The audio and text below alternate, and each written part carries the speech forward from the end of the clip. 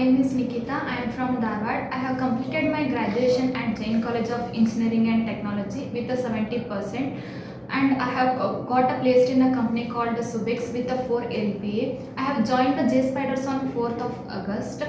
When I joined the JSpiders, actually being a CS student, I don't have any knowledge about programming, and technically I am not good. But when I joined JSpiders, that institute made me very strong in technical skills and also programming skills. So I would like thank to all our JSpiders faculties, especially to Anupama ma'am, who had taught me a core Java, and programming taught by Akshay sir, and J2EE is taught by Pooja ma'am, web technology is taught by Salman sir and Sriraj sir, and also SQL is taught by Sudhakar sir and Uma sir.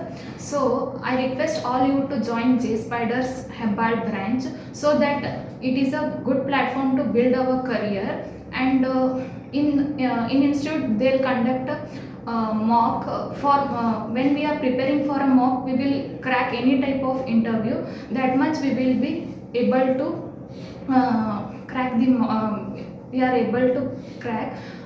And also presentation to by attending a presentation class, our communication skills becomes very strong, and technically we are good.